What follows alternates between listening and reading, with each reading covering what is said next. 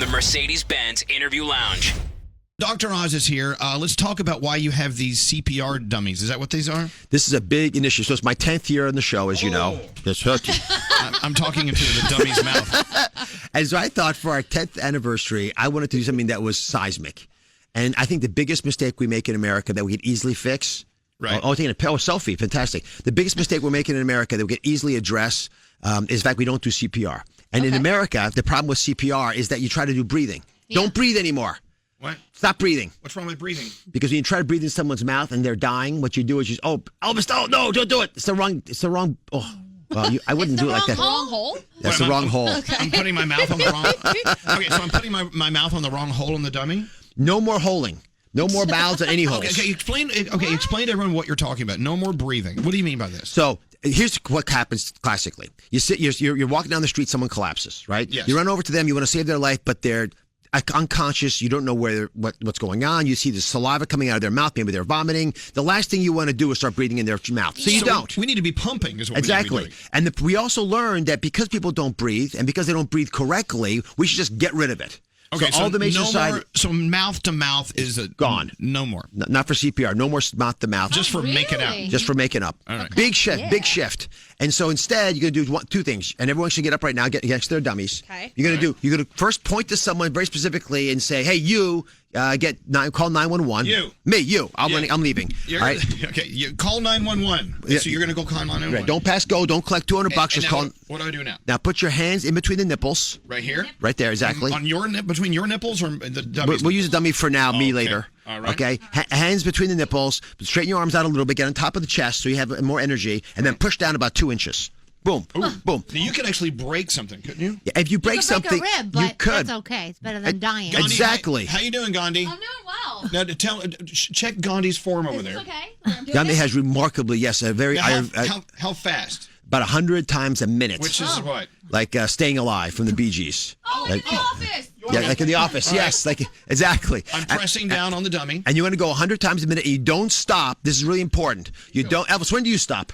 I never stop. So you don't want to stop because this is keeping blood circulating to the brain and to the organs, right? Exactly. So if you stop, they die. And the save rate in New York City is under 10%. That's much faster. Oh, there. Oh my God! Really this fast? Yes, that's how fast. Oh my God! Nice form, by the way. What are you doing? Get over there. I'm sorry. Come on. I was He's watching. making out. He's watching me At what point do I say, "Are you okay yet?" No. Okay. When they push you off. Okay, so you keep what we are doing is since the heart is not working, we have become the heart for this body. So we are the ones who are responsible for making the blood pump through the arteries and veins, right? Yes, and there are countless examples of people whose lives have been saved after an hour of getting CPR. All you've got to do is keep pumping till help comes. And it is a shocking reality that in New York City, as an example, the chance of being saved if you collapse is less than 10%. But I'll really stun you even more. The person whose life you save will almost always be someone that you love. The way you guys are hugging your dummies. Yeah. Because that's who you hang with. That's who you spend time with. Right. So if you don't know CPR, it's your own family you're hurting more than anybody else. Wow. So even paramedics are checking in on text message saying, "Thank you for saying this. Keep your mouth off the mouths of the person who needs help. Pump the chest. Use your hands like we just taught you." Okay. Yeah. What's that, Greg T? Okay, legitimate question. So, Dr. Oz, We'll be the judge of that. you have us pumping dead center in the chest Between here, the right? nipples. Right, between the nipples, right. But for some reason, I just always thought that the heart was a little bit to the left and Explain down. why it's important to do it between the nipples, because it's easier to find that space. Is it? It was such a good question. For real? Yes, really. I mean, I was so nervous going to ask you. No. So the heart is a little to the left, but the reason that chest compressions work is you're squeezing the lungs and the heart, and the whole chest, like a billow, squeezes down on the heart, which allows the blood to be pushed out. You're actually not trying to touch the heart itself. You're touching the cavity the heart's in and squeezing the air out of it and the blood out of it all at the same time. So just get in the middle and do it hard. And by doing it hard, you're ensuring enough blood's being pumped. One last thing about breathing. Yes. You can hold your breath for a long time. And the body doesn't really mind when you hold your breath that much. But within 3 seconds of the heart not beating, you collapse.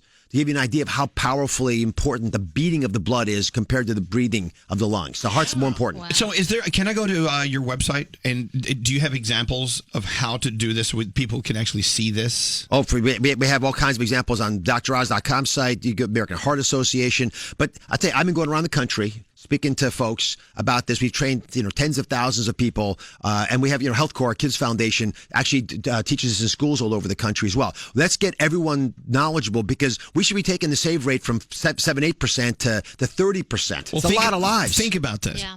You know what? We hope it never happens to you to find yourself in this situation. But what if, God forbid, someone at work, a good friend, or maybe someone at home, a family member, needs your help?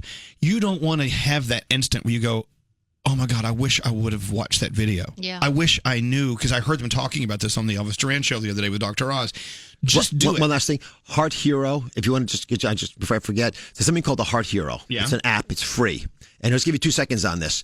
It'll teach you how to do it. But the nice thing about Heart Hero is that it has all first responders linked up. So here's the vision. Here's the big picture. Okay. You're walking. You're in your apartment in 6D. You collapse. Someone in 7C knows CPR. They're notified that you went down. So Heart Hero finds someone close by. Yeah, and you run downstairs and you save your neighbor. Hold on. So, Oh my gosh, that's amazing. Yeah. Great And idea. so these ideas are now becoming more prevalent as technologies get better. Like the watches can tell you when you're about to collapse. They're like iBeak when they start Heart to. Hero. I'm getting Heart Hero. Yeah. Okay, go ahead. So we have over 1 million people, first responders, off-duty police officers, firemen, paramedics who are just nearby. They'll run over and try to help you. So these are cool tools. Technology can actually save lives, but you got to know how to save the life in order to get called to help out. So join up. You're a cool tool. Ooh. Hey, and is it still different adults from kids, like the CPR that you do? Is it different? Infants are a little different. Yeah. Yeah, but for the purpose of the audience, if it's a child, use your fingers. 2 fingers if they're small, like, less than a year old. But for the rest of the children, you can get on top of them. You just have to beat a little faster. Yeah, okay. Yeah. But I tell you, it works. It works. And we've had so many folks come on the show who should be dead, who are alive. Oftentimes they're, a dad with their daughter, a guy with a gym mate who's ran over and chipped in. Harper, the America's trainer. Right. Bob Harper. Yeah, Bob Harper. He almost died. Yeah, I was about a year and a half ago. Healthy guy. Yeah, because he is America's trainer. He collapses. The guy in the treadmill next to him was a medical student. Wow. Ran over to Hey, CPR. by the way, having someone look you in the eye, especially someone we trust like you, Dr. Oz, and say to me, you really should be dead right now. Oh. That really makes you stop and go, okay. Thank God the right people were there who knew the right things. So what we're talking about as far as resuscitation, we're talking about, the pumping on someone's chest. You got to know what you're doing. This is so important. I love that. Well, and again, making it simpler means everyone can do it. There's no excuses left. I like it when he Albert, yells how at many me. lives will Elvis Duran save today, do you think? 10 million? We could save a lot of people. God, This that'd show be could save one life. Yeah. Can I just say a little congratulations to you, by the way? 10 seasons of Dr. Oz. Does it seem like just yesterday? I still remember Oprah approaching me. It was probably 12, 13 years ago. Right. And saying, we had done probably 60 shows together. And she said, I really think you could make a daytime talk show. And which is very flattering because Oprah knows a lot about daytime talk. She knows a little bit. But it was never on my vision board. I never had any intention of doing television. I was practicing. I still am. I'm operating this afternoon at New York Presbyterian. I love it. It was what I wanted to do. And I sat there and thought, it's almost a challenge to go do the show. Because most shows don't work, but it's even to give it a year shot to try to see if we can get people on board. Right. But 10 years later, it is a dream. Every single day I wander on that stage. Wander is the right word because half the time I'm trying to still figure out what I'm going to do. Well, no, you work with a lot of people who keep you on the right track. Exactly. If you've never been to Dr. Oz and have seen them put the show together, he has a lot of people that make him look really good. They really protect me.